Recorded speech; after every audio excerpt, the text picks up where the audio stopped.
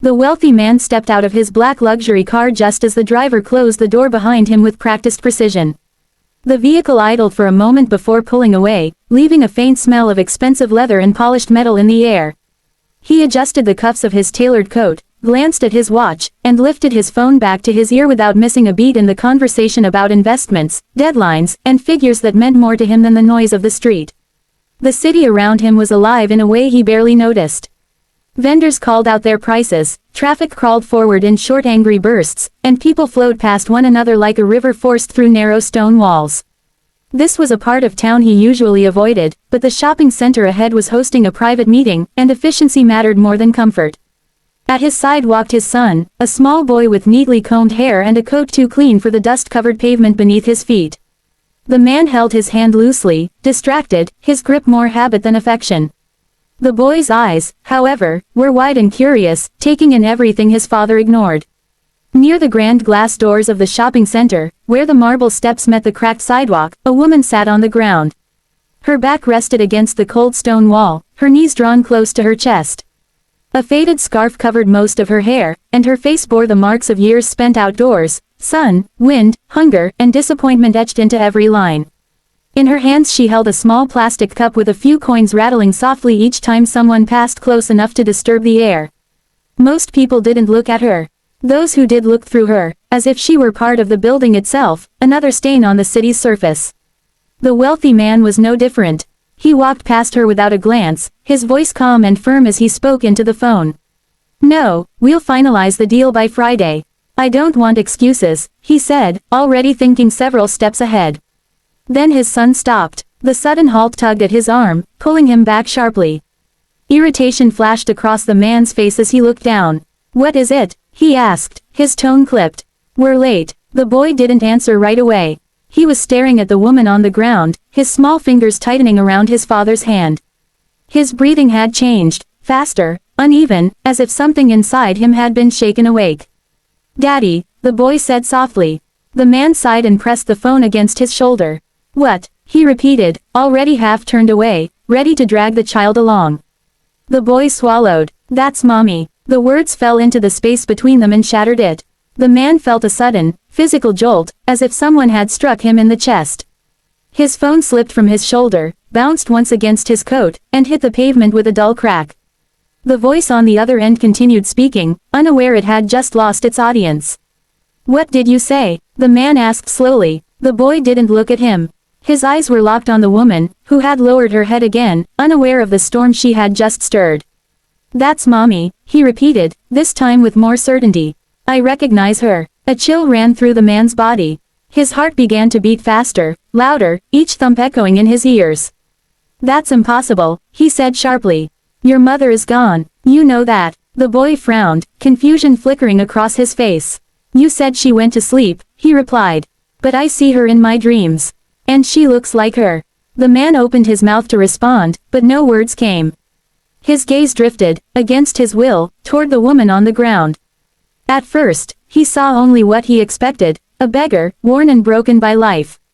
But then she shifted slightly, and a strand of hair slipped free from her scarf. Something about the curve of her cheek, the line of her jaw, tugged at a memory he had buried deep and sealed tight. His breath caught. The woman slowly lifted her head, perhaps sensing she was being watched. Her eyes were tired, shadowed, but when they met his, something changed. Recognition flashed there, raw, sudden, undeniable. Her lips parted as if she wanted to speak, but no sound came out. The city noise seemed to fade, replaced by the roar of blood rushing through the man's ears. His mind raced backward through years he had tried to forget. Hospital corridors that smelled of disinfectant. Doctors speaking in careful tones. Papers placed in front of him while he was too afraid to ask the right questions. He had been told she wouldn't survive, that it was better not to hope, better to protect himself and the child from pain. He had believed them. The boy let go of his father's hand. Before the man could stop him, the child took a few small steps toward the woman. She trembled now, her hands tightening around the cup until the coins inside clinked loudly. Her eyes filled with tears, but she didn't move, as if afraid that any sudden action would break the fragile moment. The man stood frozen, his expensive coat suddenly feeling heavy, suffocating. People walked past them, glancing briefly at the strange scene before continuing on with their lives. To them, it was nothing more than a child and a beggar. To him, it felt like the ground beneath his carefully built world was beginning to crack. "Mommy," the boy whispered. The woman's breath hitched. She raised a trembling hand, stopping just short of reaching out. Her voice, when it finally came, was barely audible. "My little one." The man took an unsteady step forward, his certainty unraveling with every heartbeat. He had spent years controlling everything: money, outcomes, people. But in that moment, staring at the woman he had once loved and the child who stood between them, he understood that some truths could not be buried forever. And the street, indifferent and unyielding, bore silent witness as the past rose up to claim him. The boy closed the last step between them and wrapped his small arms around the woman's thin frame with a certainty that felt older than his years. For a moment she stiffened, as if afraid the touch might be a cruel illusion, but then her body gave way and she folded around him, clutching him with a quiet sob that shook her entire being. Her cup fell to the ground, coins scattering and rolling across the pavement, unnoticed. "I knew it," the boy murmured into her coat.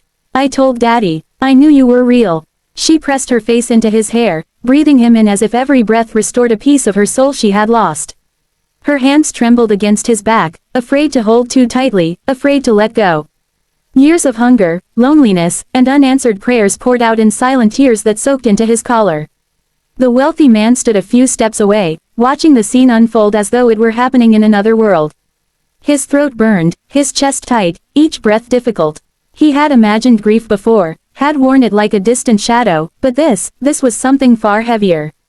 This was the weight of being wrong. He moved closer, slowly, kneeling down so he was level with them. The cold stone pressed through the fabric of his trousers, but he barely noticed. "Is it really you?" he asked, his voice unsteady, stripped of authority and control.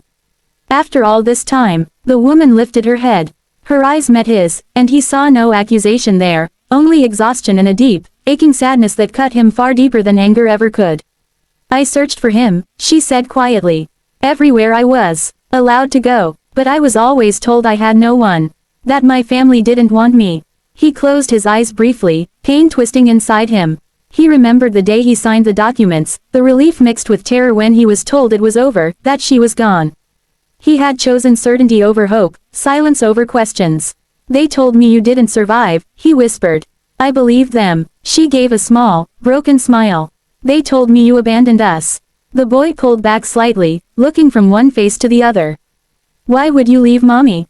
he asked, genuine confusion in his eyes.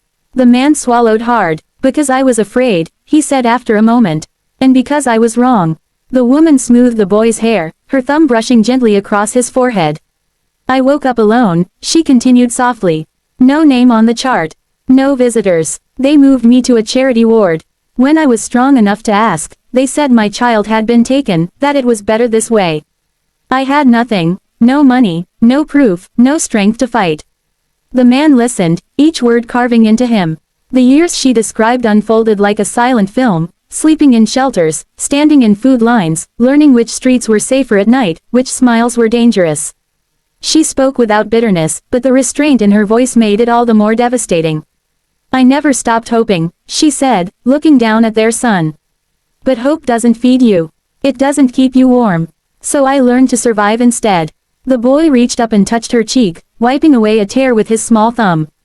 "You don't have to be cold anymore," he said with simple certainty. Something inside the man shattered completely. He reached into his coat, then stopped, realizing how empty money felt in that moment. Instead, he placed his hand over his heart, as if trying to steady it. "Come with us," he said finally, his voice low and earnest. "Both of you, please." She hesitated, fear flickering across her face. Years of rejection had taught her not to trust promises, especially from those who once walked away. "Why now?" she asked quietly. "Because I see you," he replied. "And because I can't unsee what I've done." People had begun to slow as they passed, curiosity tugging at them, but the man barely noticed. For the first time in his life, appearances didn't matter. Reputation didn't matter. Only the fragile family before him did. He took off his coat and gently draped it over her shoulders. The fabric was heavy and warm, and she inhaled sharply at the unfamiliar comfort.